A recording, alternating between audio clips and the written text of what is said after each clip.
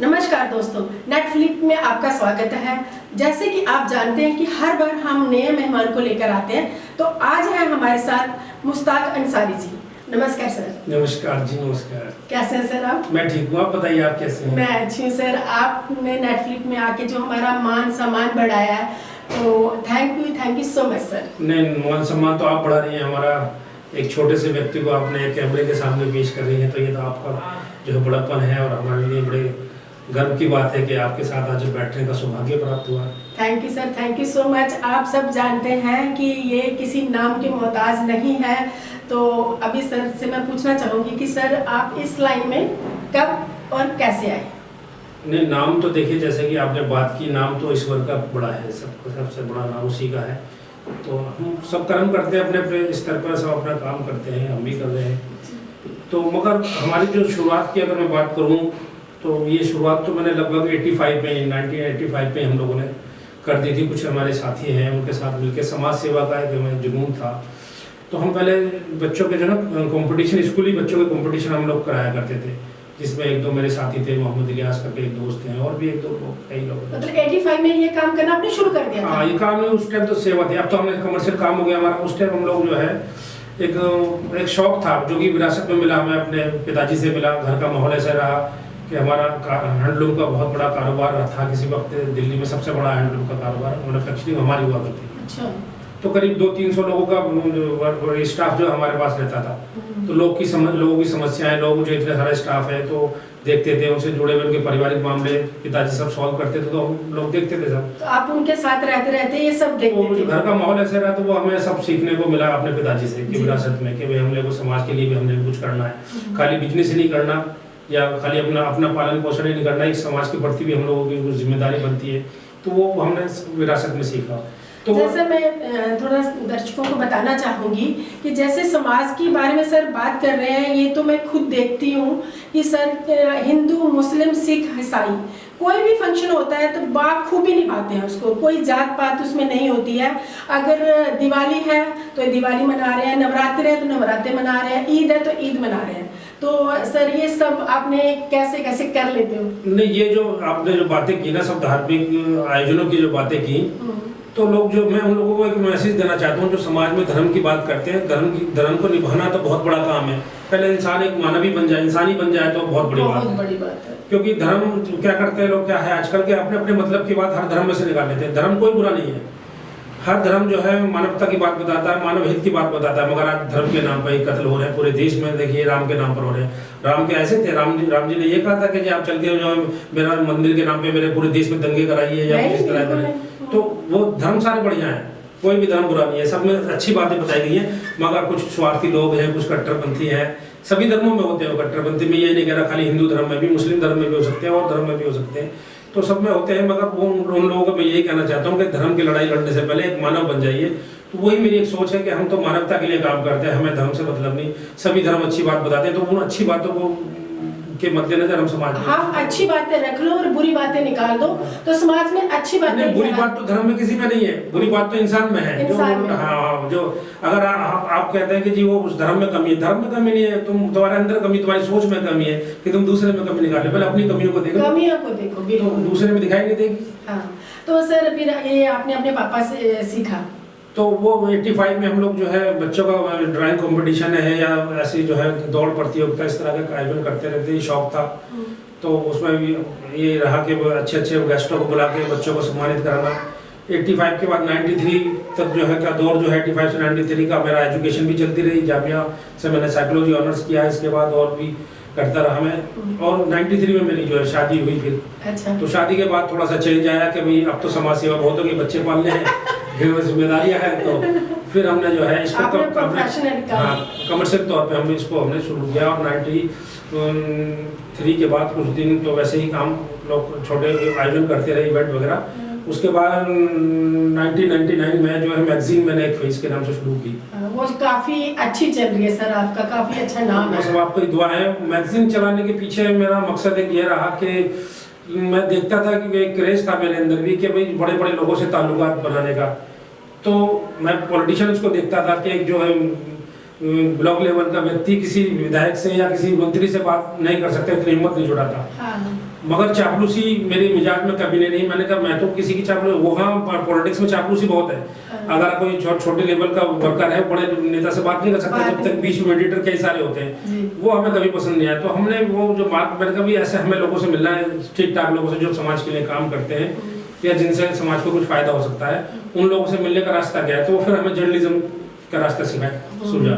एक जर्नलिस्ट को कभी भी किसी की मीडिएटर की जरूरत नहीं है, वो किसी से भी सवाल कर सकता है। तो उसी के मद्देनजर हमने फिर तरीके से आप जर्नलिस्ट बन गए। जर्नलिस्ट की तो लिखने का शौक था पहले से ही, कविता लिखना, आर्टिकल लिखना, ये सब पहले से शौक था। तो वो एक जर्नलिज्म में एंट्री हो गई।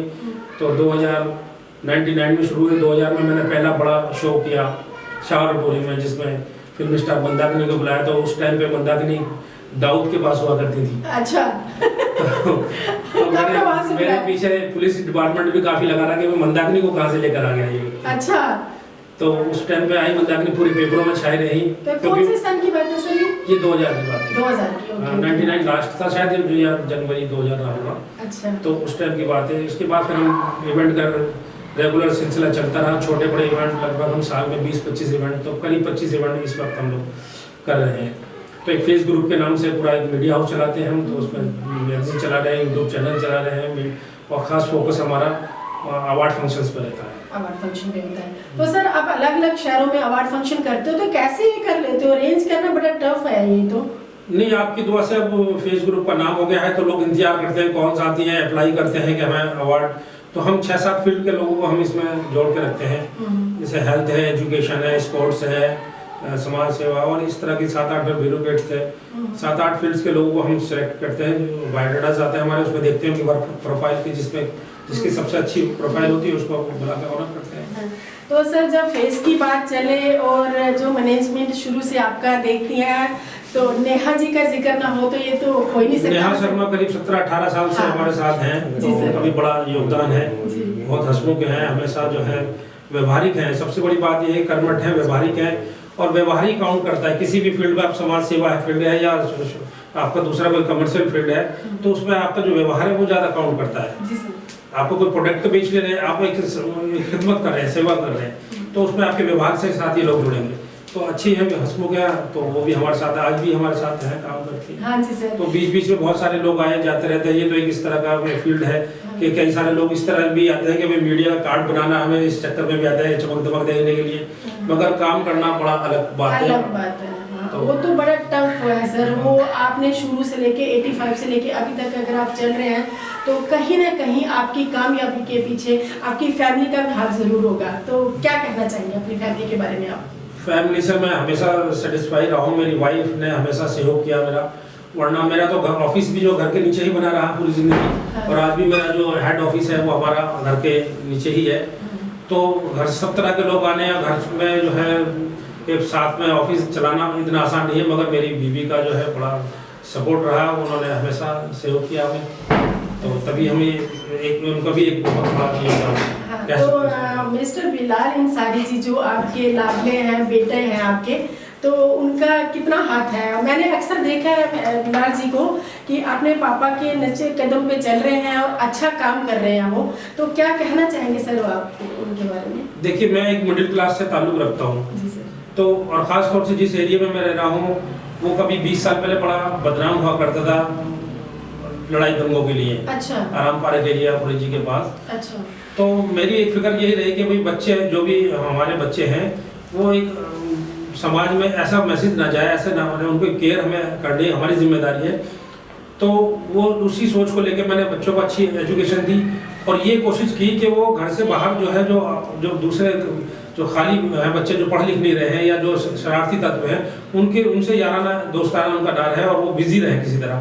तो मैंने उसको बिलाल को बहुत छोटी उम्र में ये कंप्यूटर लेकर दे दिया, और वो उस पर लगा रहा, उसका इंटरेस्ट रहा उसमें। तो वो कंप्यूटर में आज आपकी दुआ से मैंने किसी इंस्टीट्यूट में उसको नहीं भेजा, और आज की डेट में बहुत अच्छा एडिटर है वो, और फोटो जर्नलिस्ट है। इसके अलावा फोटोग्राफी में भी अच्छा उसका है, तो लोग उसकी तारीफ करते हैं, तो मुझे भी अच्छा खुशी होती है। अपना बच्चा जब बाहर जाके काम करके जो माँ बाप को खुशी मिलती है ना, वो खुशी अलग ही होती है। तो बिलाल जी ने ये खुशी अपने पापा को दी है। तो सर आपकी 2 बेटियां हैं, बड़ी प्यारी सी, बड़ी नाजुक सी, और वो मैं हर शो पे देखती हूँ उनको, और वो आपके साथ कदम से कदम मिला के चलती हैं। देखिए, संगत का असर होता है ये सब। आप कहीं भी देखो जो होते हैं ना, आप कभी भी समाज में उठा के देख लीजिएगा, एक साहूकार की और चोर की दोस्ती नहीं हो सकती। नहीं हो सकती। साहूकार की साहूकार से ही दोस्ती होगी, तो संगत है ये, संगत का असर पड़ता। तो हमारा घर का माहौल ऐसा रहा, तो इसलिए बेटियां भी हमारी उसी कल्चर में पली बड़ी है। तो उन्होंने अपने दादा से सीखा है, उसके बाद बाप से सीखा है। यानी मैं भी, बल्कि बेटियों के लिए तो जो है माँ का भी बहुत बड़ा किरदार रहता है कि उस बेटियों में खास तौर से बच्चे जो ज़्यादा अटैचमेंट माँ से ही रहती है, बाप से कम रहती है। तो मेरे घर में भी ये रहा कि माँ से ज़्यादा अटैचमेंट रही, बच्चियों की भी, बेटे की भी। आज भी जो है बेटे का फेवर भी करती है माँ, बेटियों का भी करती है। तो वो उनसे कल्चर, वो माँ से के साय में पली हैं, बड़ी हैं, तो माँ ने भी अच्छा उनको संस्कार दिए हैं। तो वही संस्कार जो है हमने दिए हैं, वो जाके आगे काम आएंगे, उनके ससुराल में काम आएंगे, यही ऐसी हम उम्मीद करते हैं। तो वो अब क्या है, हम बच्चों को संस्कार देंगे ना अच्छे, तो एक फायदा उसका ये भी है कि उसका फायदा हमें भी पहले मिलेगा। अगर आपके बच्चे में कोई कमी है, लड़ाई झगड़ा करता है या फिजूल खर्ची करता है, कुछ भी करता है, तो बाहर के लोगों को तो बाद में परेशान करेगा, वो पहले परेशानी तो आपको ही होगी, पहले तो घर में ही होगी। कुछ भी करके आएगा आपको भुगतना, लड़ाई झगड़ा करेगा, थाने आपको जाना है। हाँ। दूसरे को तो बाद में। तो इसलिए ये समझ की बात है कि जो लोग हिमायत करते हैं ना, जरूरत से ज्यादा लाड़ करते हैं अपने बच्चों को, लाड़ हमेशा नुकसान देता है। मैंने कभी अपने बच्चों को लाड़ नहीं किया। जरूरत से ज्यादा लाड़ने के, जहाँ लाड़ की जरूरत है, जहाँ कहीं खर्चे की जरूरत है, कोई उनकी जरूरत है, वो पूरी करिए। और वो खामोखा का लाड़, किसी भी गलत काम में उसको सपोर्ट करना, वो लाड़ करना, वो वही नुकसान देता है। और आजकल के माहौल में ये हो रहा है कि माँ बाप, मैं देखता हूँ स्कूल में बड़ी कंप्लेंट आती है कि टीचर डांट नहीं सकती है आजकल, बच्चे को डांट नहीं सकती है। उससे क्या करें, वो माँ बाप बड़े जो है चले जाते हैं लड़ने के लिए स्कूल में। बिल्कुल, ये बिल्कुल मैसेज सर आप समाज को भी जरूर दीजिए, सब सुन रहे हैं इस टाइम, कि आप जैसे बच्चा का अगर स्कूल में गलती कर रहा है तो टीचर कोई पागल नहीं है जो उनको डांट रही है, उनकी बात भी सुनिए, कहीं आपका बच्चा तो नहीं ऐसा कर रहा। तो यहीं से बच्चा, पेरेंट्स को ये बात समझनी चाहिए कि उससे तो क्या करो, झगड़ा थोड़ी आपका, वो तो पढ़ाने आ रही है, आपको स्कूल एडमिनिस्ट्रेशन है, उसकी जो डायरेक्शन है उस पर काम कर रही है, वो उससे कोई पर्सनल लड़ाई थोड़ी हो सकती है किसी की। तो वो तो आपके बच्चे के अच्छे भविष्य के लिए करिए। अगर उसमें आप समझ लीजिए कोई बच्चा घर में गलती करता, तो आप भी तो पिटाई करते हैं उसकी, क्यों नहीं करते? तो वो स्कूल में बच्चे टीचर डांट नहीं सकती। तो ये हमें लाड़ नहीं करना चाहिए। लाड़ हमेशा नुकसान देता है बच्चे को। आप बच्चों को अच्छे संस्कार दीजिए, जो भी जरूरत है उसकी पूरी कीजिए, मगर फालतू का लाड़ आपको नुकसान देगा, पहले बात समाज को, तो बाद में नुकसान देगा। तो सर जैसे आप इस लाइन में हैं, तो आपने कभी ये नहीं सोचा कि मैं, जैसे हर माँ बाप ना यही सोच रहे हैं, मैं अपने बच्चे को इंजीनियर बनाऊंगा, डॉक्टर बनाऊंगा, ये करूंगा, वो करूंगा, समथिंग ये, तो आपने कभी ऐसा नहीं सोचा? नहीं, अच्छा एक इंसान बन जाए, मैंने ये सोचा।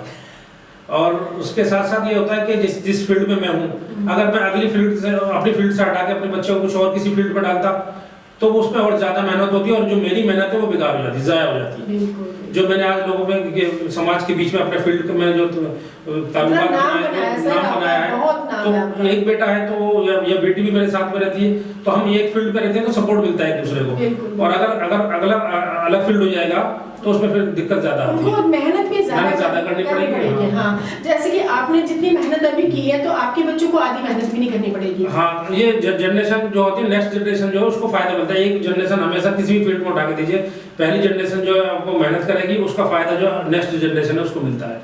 तो सर जैसे मैंने सुना, क्या हम भी जानते हैं इस बात को कि इस लाइन में आपको स्ट्रगल कितना करना पड़ा?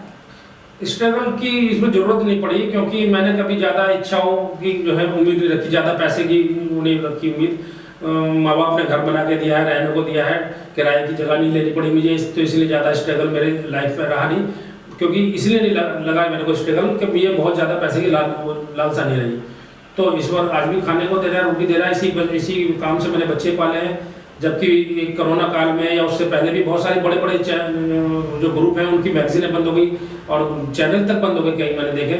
मगर आपकी दुआ से मैगजीन हमारा रेगुलर कंटिन्यू चल रहा है, और जो भी है जितना जिस लेवल पे चल रहे हैं, हम कछुए की चाल चल रहे हैं, हम कभी किसी से कंपटीशन नहीं रखते, हमें अपने हिस्से का काम करना है।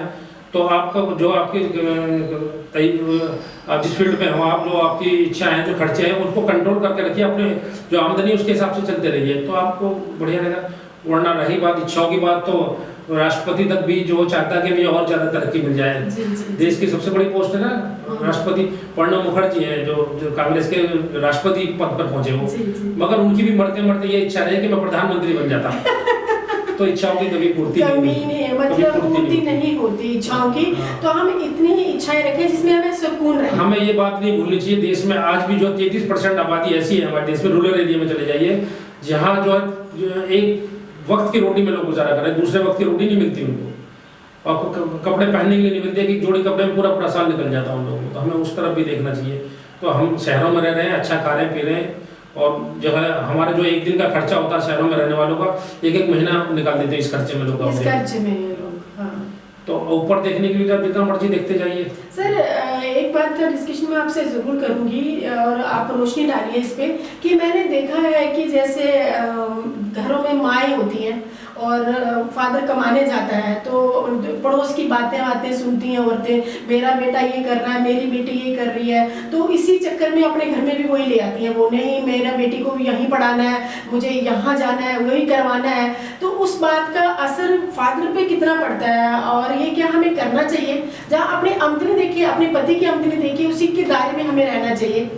ये जो उन परिवारों में होता है जिनके परिवार की औरतें जो है ना ज़्यादा हाई फाई सोसाइटी में बैठ रही है, अपने से ज़्यादा मालदार लोगों के बीच में जो लेडीज़ बैठती हैं, तो वो उसी माहौल में रहती हैं और वो आके प्रेशर बनाती हैं अपने हस्बैंड पर। हाँ। वो ये नहीं देखती कि हस्बैंड भी कोई बच्चों का हमारा कोई दुश्मन थोड़ी है, वो अब तो अपने लेवल पर प्रयास सारा कर ही रहा है। वो चंद लोग होते हैं जो निकम्मे किस्म के होते हैं, जो काम नहीं करना चाहते, वो उसके पीछे भी कई वजह होती है, मगर जो है एक महिला का जो घर को चलाने में बहुत बड़ा रोल होता है। बिल्कुल। कि अगर एक महिला जो है अगर सही मैनेज करके चलेगी तो सब कुछ ठीक होगा।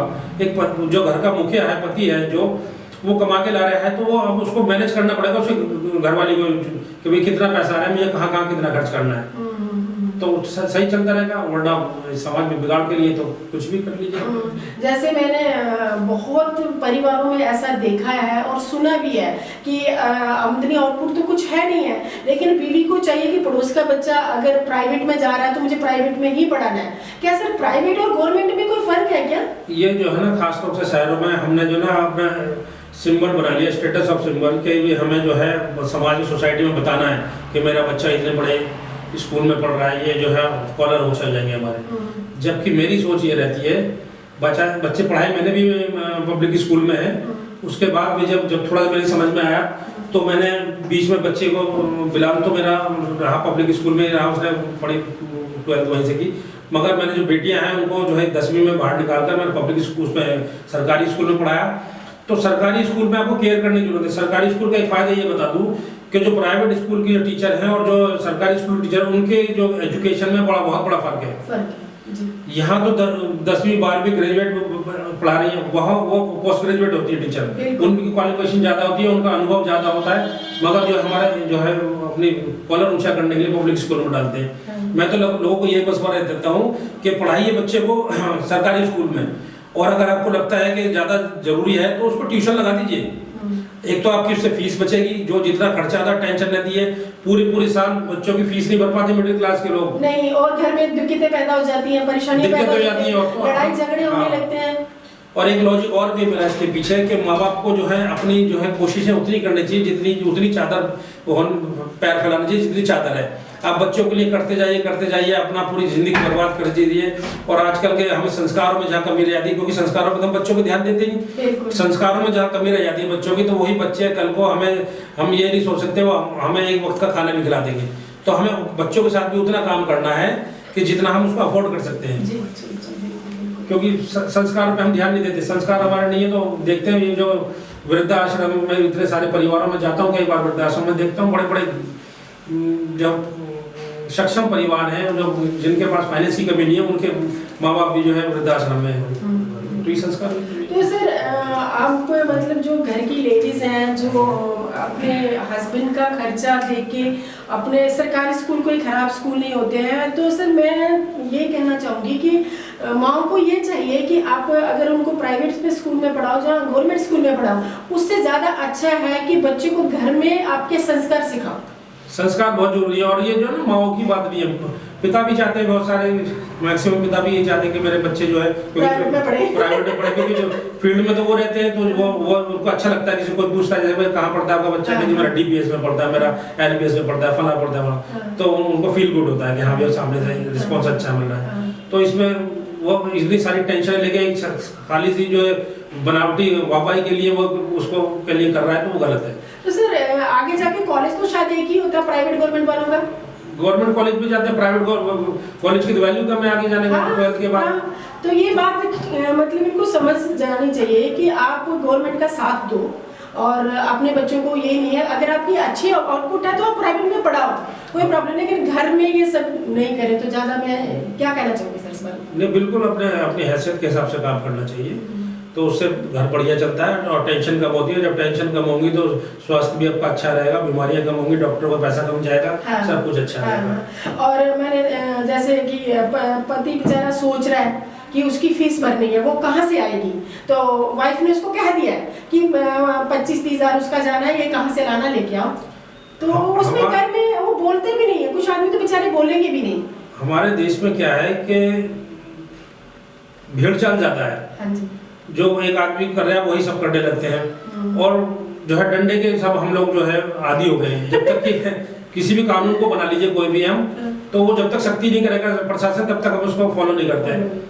अब कोरोना काल में क्या हुआ है कि बहुत सारे पब्लिक स्कूल से बच्चे निकाल के सरकारी स्कूलों में गए, क्यों गए कि अब हालात ही नहीं बचे, खाने तक को नहीं बचा, तो वो मजबूरी में वहाँ जा रहे हैं। तो ये काम अगर पहले कर लेते, सेविंग करके रखी होती, तो कोरोना काल में इतनी परेशानी नहीं आती कि जो सेविंग होती है हम उसको खा सकते थे, उसको इस्तेमाल कर सकते थे। मगर क्या हुआ कि लोगों को, बड़े बड़े लोगों को, हमने ऐसे ऐसे लोगों की मदद की है हमने इस कोरोना काल में, हमारे ग्रुप ने, कि हम सोच भी नहीं सकते, समाज में बता भी नहीं सकते। जो लोग दूसरों की मदद किया करते थे वो खुद मदद के मोहताज हो गए इस कोरोना काल में। तो सर आपके ग्रुप में कौन कौन है, जरा रोशनी डालिए। ग्रुप में मैं ऐसे, क्योंकि कोई एक आधा नाम छूट गया तो गड़बड़ हो जाएगी। मेरे साथ बहुत सारे लोग हैं जो सपोर्ट करते हैं हम लोगों का। हमारी अलग अलग संस्थाएं बनी हुई है, कई संस्थाएं हमारी ऐसी जो समाज सेवा के लिए काम करते हैं। एंटरटेनमेंट के लिए ग्रुप अलग है हमारा, कई ग्रुप हम लोगों ने बनाए हुए जो समाज के लिए करते हैं और अपने लिए भी काम करते हैं। तो सर मैंने अक्सर आपके शो में आती हूँ, मैंने जज भी किया सर का शो, और मैं एज ए गेस्ट भी जाती हूँ। तो नए नए बच्चों को सर आप चांस देते हो, जो टैलेंट बच्चे हैं आप उनको प्लेटफॉर्म देते हो एक ना, और उनको वर्क भी देते हो आप। तो ये कैसे कर लेते हो आप? बच्चे मतलब जितने आपके साथ जुड़े हुए हैं वो, इसके बारे में रोशनी। ये कोशिश रहती है हमारी, जो भी हम कुछ कर सकते हैं, क्योंकि दिल्ली में खासतौर से अगर हम इसके मीडिया की अगर बात करें, एक्टिंग मीडिया और इस तरह के स्टेज शोज वगैरह के, तो यहाँ जो शोषण ज़्यादा है दिल्ली में, बॉम्बे के मुकाबले। यहाँ लोग बहानेबाजी करके अपना मकसद पूरा करते हैं, पैसे, आर्थिक तंगी, आर्थिक नुकसान पहुँचाते हैं कलाकारों को, और जो है शारीरिक नुकसान भी पहुँचाते हैं। तो यहाँ काम कम में दिखावा ज़्यादा है। तो हमारी कोशिश ये रहती है कि हम चाहे ज़्यादा काम न करें, थोड़ा करें, मगर हम जो कमिटमेंट है उसको पूरा करने की कोशिश करते हैं। तो जो जिन आर्टिस्टों में टैलेंट है थोड़ा, उनको जो निकल सकते हैं आगे, तो उनको पुश करते हैं, मंच देते हैं, उनको ऑनर भी करते हैं, और उनका मान सम्मान बढ़ाते हैं, उनका हौसला बढ़ाते हैं। आप बढ़ाते हैं, आप हर बड़े सिंगर आपके प्लेटफॉर्म में आते हैं और उन बच्चों का हौसला बढ़ता है। जो बड़े सिंगर आते हैं वो उनकी मेहरबानी है सबकी। तो क्योंकि मेरे पास तो पैसा होता नहीं, तो ये तो मेरे रिलेशन में चलता है। जो लोग मेरे साथ जुड़े हुए हैं, जो इसमें काफ़ी बड़े बड़े स्टार भी आते हैं, तो मैं उनका भी जो है आभार व्यक्त करना चाहता हूँ कि जो मेरे प्रोग्राम में आके प्रोग्राम की शोभा बढ़ाते हैं। और समाज के और भी बहुत सारे लोग जुड़े हुए हैं मेरे साथ, जो कि अपनी जगह बहुत बड़े स्तंभ है। मैं तो एक छोटा सा व्यक्ति हूँ, तो और आप भी हमें इतना सम्मान देती हैं, तो मैं तो आपको भी बड़ा आभारी हूँ। सर आप अभी नेक्स्ट क्या करने वाले हैं?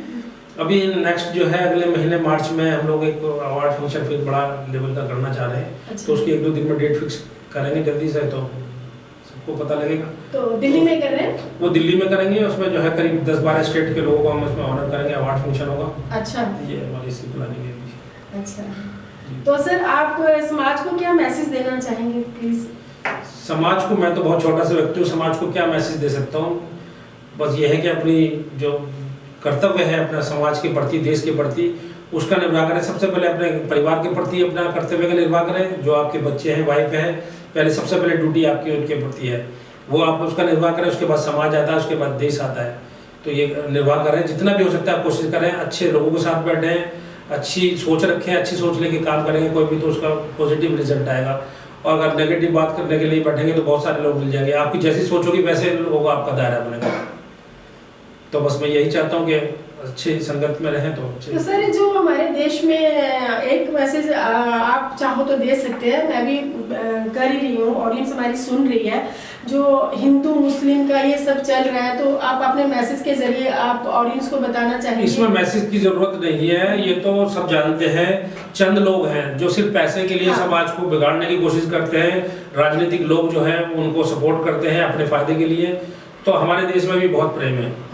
लड़ाई झगड़े जो है चंद लोग हैं, 2% लोग भी पूरे हिंदुस्तान में नहीं हाँ, होंगे जो समाज को बिगाड़ने का काम करते हैं। हाँ। मगर बस मैं ये कहना चाहता हूँ कि जो 2% लोग भी हैं उनको भी ये सोचना चाहिए कि ईश्वर बैठा है, उसका सबका कराधरा यही आता है। अब ये सोचेंगे कि मरने के बाद हमें इसका जो है नुकसान होगा या हमें दंड मिलेगा, यही मिलता है। आप सोच लीजिएगा, आप दिमाग लगा लीजिएगा, आपको कोई मान लीजिए किसी ने किसी के साथ नुकसान दिया, किसी को 2-4 लाख रुपए का नुकसान दे दिया, अगले दिन वो जाता बीमार हो जाता है, 1 हफ्ता बीमार रह गया तो हॉस्पिटल में लगा देगा उतने पैसे वो। हाँ, बिल्कुल। तो वो उस पर ध्यान नहीं देता कि ये मेरे को जो हॉस्पिटल में जाना पड़ा, क्यों जाना पड़ा। वो सोचता है कि तो मेरा बीमारी थी मेरी, ये नहीं पता कि इस वक्त में दंड दे रहा है यहीं पर। समझने की बात है। तो आप जैसा कर्म करोगे उसका फल यही देगा, ऊपर नहीं। तो वो जो समाज में बिगाड़ पैदा करने वाले लोग हैं उनको समझना चाहिए कि हम अच्छा करेंगे तो अच्छा मिलेगा और हमें जीवन में कष्ट कम होंगे। तो हमारी ये रिक्वेस्ट है कि जो 2-4 लोग भी हैं हमारे देश धर्म को बिगाड़ने वाले, वो ऐसा काम ना करें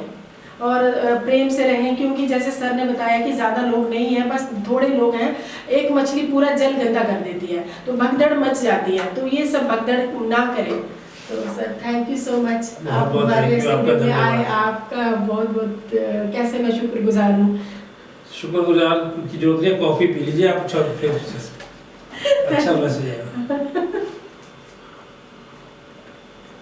थैंक यू, नमस्ते।